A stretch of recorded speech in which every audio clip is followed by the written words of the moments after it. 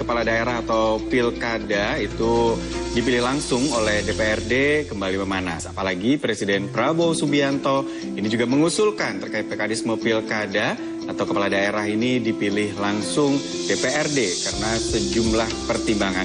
Sementara pakar hukum tata negara menyebut ada 5 faktor yang membuat isu ini kembali bergulir dan menjadi kontroversi.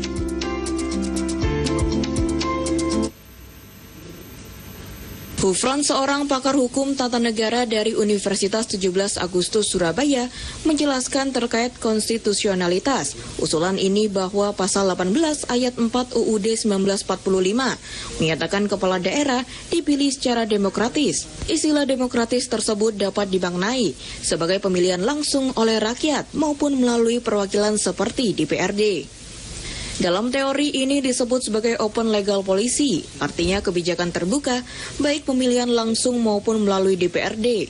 Keduanya sama-sama demokratis, asalkan prosesnya transparan, jujur, dan berintegritas. Menurut Hufran, terdapat 5 alasan utama mengapa usulan pilkada melalui DPRD muncul kembali.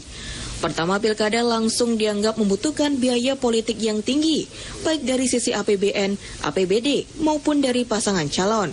Kedua, pilkada langsung kerap dikaitkan dengan praktik money politik yang menciptakan pemerintahan koruptif. Sebanyak 492 kepala daerah terkena OTT KPK, ini menunjukkan bahwa biaya tinggi dalam pilkada langsung berimplikasi pada korupsi. Selain itu, konflik horizontal di beberapa daerah sering terjadi akibat pilkada dipilih langsung oleh rakyat. Undang-Undang 22 tahun 2014 itu pernah kemudian mengembalikan ke pemilihan melalui DPRD dengan alasan pertama bahwa pemilihan secara langsung itu ternyata berbiaya tinggi.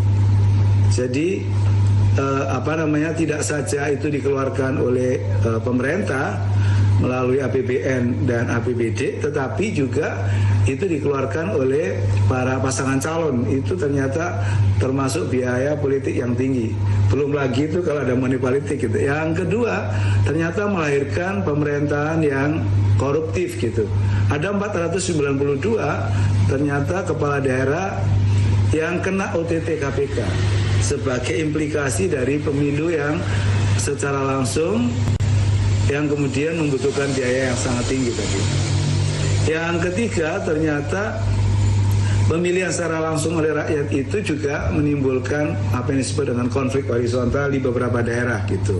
Berikutnya adalah tidak menjamin bahwa yang dipilih adalah orang-orang yang memiliki kapasitas, integritas yang bagus dalam rangka memenuhi ada kepala daerah yang dianggap mumpuni dalam rangka mesejahterakan rakyat. Tidak menjamin pemilihan kepala daerah ini. Yang berikutnya adalah ternyata pilkada dari waktu ke waktu kaitan dengan partisipasi publik itu bergerak di angka 70-72 yang kemarin.